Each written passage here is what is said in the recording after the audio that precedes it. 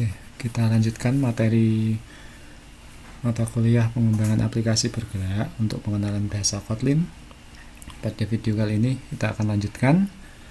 Oke, kita mulai dengan jenis-jenis argumen atau parameter ya yang ada pada sebuah fungsi dalam bahasa Kotlin.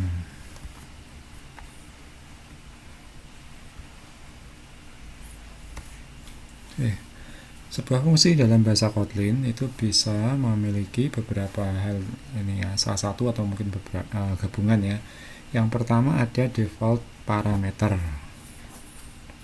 kemudian ada require parameter, dan ketiga name argumen. Kita mulai. Yang pertama adalah default parameters. Ini kalau sebuah fungsi biasanya kemudian dia dilengkapi dengan argumen atau variabel yang harus dimasukkan, harus diisi ya. Nanti variabel itu akan dibaca nilainya, kemudian diolah dalam kode yang ada dalam sebuah fungsi. Misalnya seperti ini, ada fungsi drive, kemudian ada variabel speed tipenya string.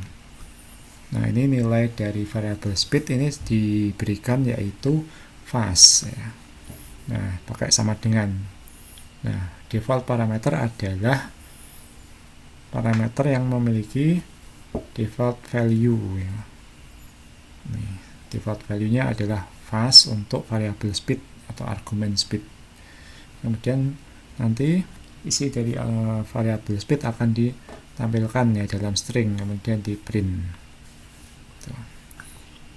Nah, pengaruhnya nanti default parameter bisa kita tidak tulis ya, bisa kita lewatkan. Cukup misalnya ketika memanggil fungsi drive, kita hanya menuliskan nama fungsinya, misalnya seperti ini, drive kurung buka kurung tutup.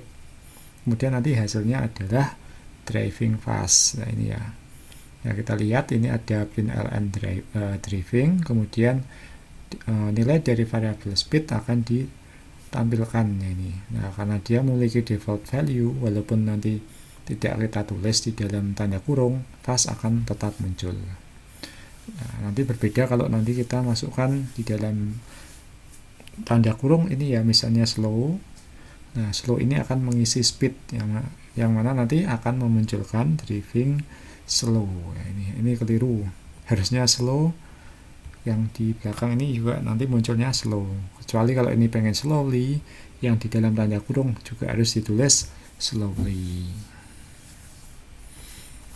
Atau yang ketiga bisa juga kita tulis dengan, kita tulis dulu nama variabelnya yaitu speed, kemudian sama dengan, kemudian nilainya ya, ini turtleneck.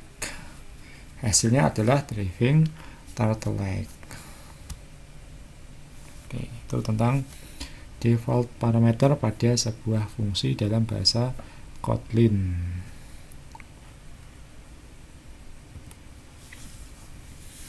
Kemudian yang kedua ada require parameter. Ini kalau dalam suatu argumen ya, pada sebuah fungsi tidak memiliki default value, nah nanti dia adalah require parameter atau parameter yang harus kita isi nilainya gitu.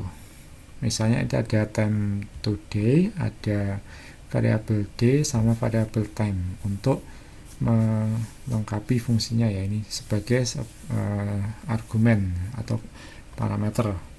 Parameter fungsi time today ada dua ya, d sama time. Kemudian di dalamnya nanti akan di print today is, kemudian isi dari d, dan and it's isi dari variabel time. Nanti harinya apa, suhunya berapa derajat. Oke, sebelumnya maaf saya terlalu cepat mungkin. Nanti ini untuk memanggil time today harus kita isi ya di dalam tanda kurung ini. Time today misalnya nanti d-nya Sunday, time-nya nanti misalnya 50 derajat terlalu tinggi ya, misalnya 25 gitu. Oke, itu mengenai require parameter, harus diisi nanti dalam sebuah fungsi. Terus bisa juga nanti sebuah fungsi memiliki gabungan ya, ada parameter yang default, ada yang require. Nah, ini misalnya str ini adalah require karena tidak punya the default value, kemudian divide by camel hash juga require parameter, word separator juga require parameter, kecuali yang normalized case ini ada nilai defaultnya yaitu true. Ini default parameter. Nah, untuk yang ini fungsi reformat bisa kita panggil, tulis nama fungsinya, kemudian di dalam kurung adalah isi dari parameter atau variabel-variabel yang dibutuhkan ya. Ini str kita isi today is a day like no other day. Kemudian divide by camel hash diisi false, word separator diisi underscore. Nah, yang terakhir normalize case itu tidak kita tulis di sini. Nah, nanti akan diambil nilai defaultnya yaitu true. Oke, itu fungsi yang memiliki parameter gabungan dari default sama require parameter. Nah, terakhir ada name argument. Nah, ini kalau kita memanggil suatu fungsi, nanti kita di dalam tanda kurung ya, ini kita tulis nama variabelnya apa, kemudian sama dengan isi dari variabelnya ya. Ini misalnya divide by camel hash sama dengan false, word separator sama dengan underscore. Yaitu mengenai beberapa jenis argumen atau parameter pada sebuah fungsi di bahasa pemrograman Kotlin ya. Oke, selanjutnya kita masuk ke compact function. Oke, intinya di sini penulisan fungsi dalam bahasa Kotlin bisa kita tulis dalam berbagai cara ya. Ada yang lengkap, ada yang nanti bisa lebih singkat. Misalnya, ini ada fungsi double, kemudian parameter ada variabel x ya, tipenya integer ya. Kemudian fungsi double ini returnnya adalah integer. Kurung kurawal buka, x dikali 2 kurung kurawal tutup. Nah, ini kalau ditulis secara lengkap mirip seperti C ya, ada kurung kurawal. Bisa juga nanti kita tulis lebih singkat, tidak perlu kurung kurawal. Setelah tipe data yang direturn oleh fungsi nanti langsung kita kasih sama dengan, kemudian kode yang akan dieksekusi dalam fungsi double ya, ini x dikali 2 begitu. Ini compact version atau versi yang lebih singkat ya. Ini lebih menghemat penulisan kodenya ya.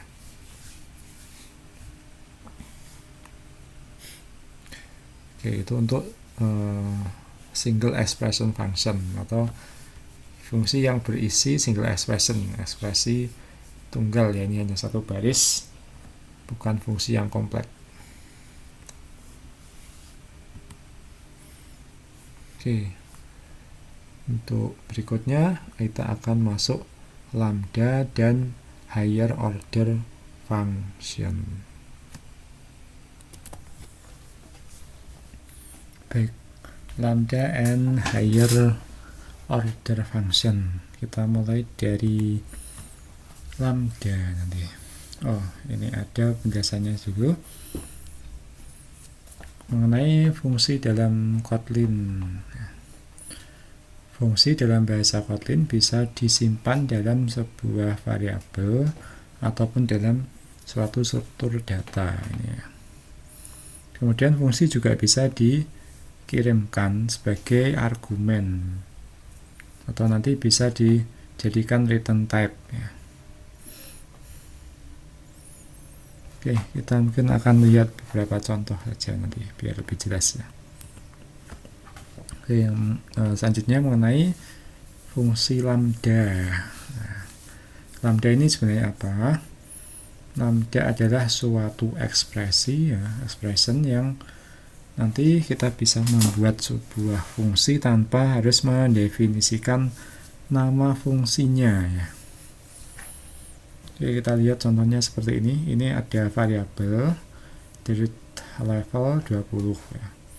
Kemudian ada variabel yang lain, value ini val water filter ya. Nah, ini kita lihat. Nah, ini setelah sama dengan, ini sebenarnya adalah sebuah fungsi, tapi fungsinya tidak memiliki nama ya di sini, tapi langsung kita lihat ada parameter dan tipe data. Oke. Parameter ini ada variabel level, kemudian tipe yang diminta adalah integer ya. Kemudian ada function arrow. Nah, ini adalah kode yang dieksekusi dalam fungsi barunya ya. Nah, kodenya level dibagi 2 gitu. Nah, di sini kita tidak mendefinisikan nama fungsi untuk ini apa, tapi langsung ditulis dalam satu baris ya. Nah, ini langsung ditulis dalam satu baris, diapit tanda kurung kurawal, kemudian nanti disimpan dalam water filter.